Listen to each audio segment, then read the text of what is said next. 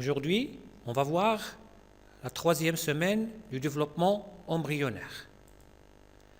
Comme objectif de ce cours-là, c'est définir la gastrulation, expliquer le mécanisme de cette gastrulation, identifier l'origine du mésoblaste intra-embryonnaire et décrire les modifications observées au niveau du corps maternel. Comme introduction, principal événement survenu au cours de la troisième semaine de développement embryonnaire, c'est la gastrulation. C'est quoi la gastrulation? C'est la mise en place d'un troisième feuillet embryonnaire qu'on appellera le mésoblaste. Donc, on aura un disque embryonnaire qui sera tridermique. On aura aussi la mise en place de certaines ébauches d'organes, comme le cœur par exemple, et des phénomènes apparents qui vont apparaître et disparaître après, comme la ligne primitive, le nœud de Hensen et le prolongement céphalique. Donc, la troisième semaine de développement embryonnaire, le phénomène le plus important, c'est la gastrulation. C'est quoi? C'est la mise en place d'un troisième feuillet embryonnaire qu'on appellera le mésoblaste. Donc, le résultat, c'est un disque embryonnaire tridermique. Donc, vers la fin de la deuxième semaine, on avait un disque embryonnaire qui est didermique. Ça veut dire qu'il est fait de deux feuillets, l'ectoblaste et l'entoblaste, qui forment un disque embryonnaire didermique. Ici, on aura la cavité amniotique, comme rappel. Ici, c'est le cytocèle secondaire. Ici, c'est l'amnioblaste. Ici, c'est le pédicule de fixation, la lame choriale, somatopleure extra-embryonnaire, splanchnopleure extra-embryonnaire, le cellum externe, reliquat de l'isotocèle primaire. Ici, c'est le cytotrophoblast qui va former des villosités et on aura le syncytiotrophoblast avec des lacunes qui vont se communiquer avec les capillaires sanguins de l'endomètre pour former la circulation utéro-lacunaire au sein de l'endomètre de la femme. Donc, vers le 6e jour, on aura cet aspect tridimensionnel d'un embryon humain. Le 16e jour après l'excision du toit de la cavité amniotique et le plancher de l'cytocèle secondaire, on aura ces phénomènes apparents, le prolongement céphalique, le nœud de Hensen, la ligne primitive, le nœud de Hensen et le prolongement céphalique. Donc, on a dit vers la fin de la deuxième semaine, on avait un disque embryonnaire didermique qui est formé de deux feuillets, l'ectoblaste et l'entoblaste. Mais à partir du 6e jour, ça veut dire le début de la troisième semaine de développement, on aura une augmentation de la taille du disque qui devient ovalaire. Donc, on aura une région large qui constituera la future région céphalique et une région effilée qui constituera la future région caudale. En ce moment, on aura un épicissement de l'ectoblaste dans sa région postérieure. Donc, premier phénomène apparent, c'est la ligne primitive qui va apparaître vers le 13e jour de développement embryonnaire au niveau du tiers postérieur du disque embryonnaire. Sa ligne primitive est le résultat d'une multiplication puis la migration de cellules épiblastiques qui vont se progresser jusqu'à le 2/3 de l'axe longitudinal de l'embryon et vont être creusées par un sillon central et cette ligne-là va disparaître au cours de la 4e semaine de développement embryonnaire. Le nœud de Hensen, il apparaît vers le 16e jour de développement embryonnaire, en avant de la ligne primitive. Il se fait d'un renflement percé d'un orifice. Ce nœud, il est créé aussi par la multiplication puis la migration des cellules de l'épiblaste à ce niveau-là. Et le prolongement céphalique, troisième phénomène apparent, qui apparaît vers le 18e jour, elle est aussi créée par la multiplication puis la migration de cellules épiblastiques, puis involution de ces cellules-là par le nœud de Hensen qui vont être bloquées par le nœud de Hensen. on l'observe par transparence en avant de Hansen, de la ligne primitive, ce prolongement céphalique. Donc, le plus important ici, c'est la mise en place du troisième feuillet, qui est le mésoblaste, qui se fait entre le 17e et 18e jour de développement embryonnaire. On aura des cellules ectoblastiques à potentialité mésoblastique qui vont converger vers la ligne primitive et vont pénétrer en profondeur et s'unir en nappe entre l'ectoblaste et l'ontoblaste.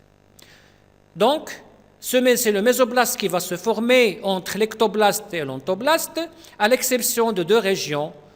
Une dans la région céphalique, c'est la membrane pharyngienne, première ébauche de la bouche, et l'autre au niveau de la région caudale, c'est la membrane cloacale, première ébauche de l'anus. Donc, ce schéma-là qui explique cette gastrulation, la mise en place de troisième feuillet embryonnaire entre le 17e et 18e jour, on aura des cellules ectoblastiques à potentiel mésoblastique qui vont pénétrer et s'unir entre l'ectoblaste et l'ontoblaste et migrer tout le long du feuillet, à l'exception de la région caudale et la région céphalique, formant le mésoblaste intra-embryonnaire.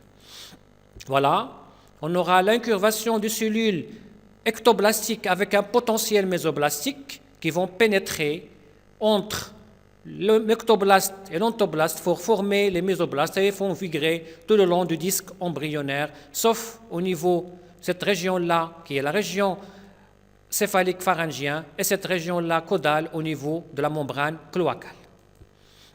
Voilà, tout ce qui est flèche en rouge qui montre cette migration des cellules et cette prolifération et migration des cellules ectoplastiques à potentiel mésoblastique au niveau de la ligne primitive et nœud de Hansen, qui vont s'unir entre l'octoblaste et l'ontoblaste et vont migrer pour former le mésoblaste intra-embryonnaire.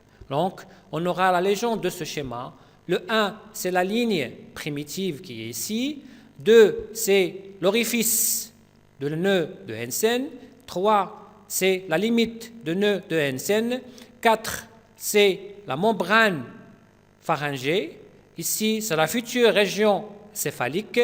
8, c'est l'amnioblaste, c'est le toit, c'est là qui place après l'excision du toit. Ici, c'est le somatopleur extra-embryonnaire.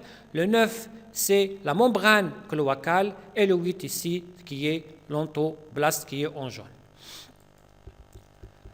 Ça, c'est ce qui est mésoblaste intra-embryonnaire en dehors de la région axiale. Qu'est-ce qui va se passer pour la région axiale qui va former le mésoblaste axial?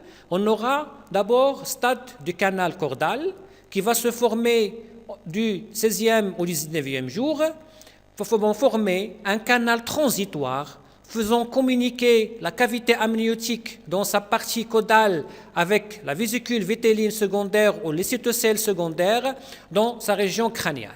Puis, vers le 20e jour, c'est le stade du plaque cordal. Donc, ce canal fusionne avec l'ontoblaste. Il reste cependant un reliquat du canal qu'on appellera le canal neuroentérique ou le canal de l'ubercule. Voilà. Après la fermeture, on aura ce mésoblaste axial qui va d'abord au stade du canal communiquant entre la cavité amniotique et le cytocèle secondaire, puis il va former une corde, une plaque qui va se fermer, puis une corde pour former le mésoblaste axial qui va avoir un rôle inducteur pour former au cours de la nourrilation. Ici, c'est le mésoblaste intra-embryonnaire, ici, de paraaxial, intermédiaire et latéral. Ici en bleu, c'est l'ectoblaste. Ici en jaune, c'est l'ontoblaste. Donc, après stade du plaque, on aura la corde. Donc, vers le 21e jour, la plaque remonte sous la forme d'un tube plein. Il va se former un tube. Donc, on a dit, elle a un rôle dans l'induction de neuroectoblastes, l'induction des corps vertébraux et la formation de nucléus pulposus.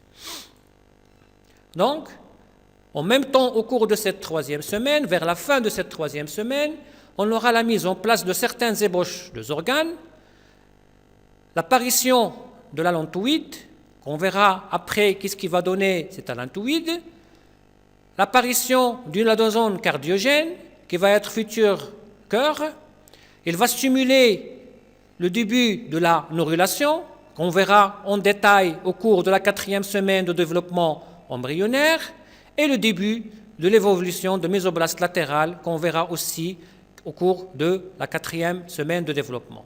À ce stade-là, l'embryon va mesurer 1,5 mm et avec ses annexes, elle va mesurer 15 mm.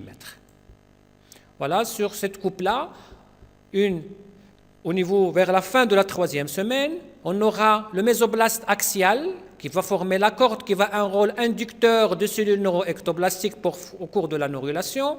On aura ici le mésoblaste latéral qui est formé de mésoblaste paraxial, le mésoblaste intermédiaire et le mésoblaste latéral. Ici, on aura l'ontoblaste et ici, c'est l'ectoblaste.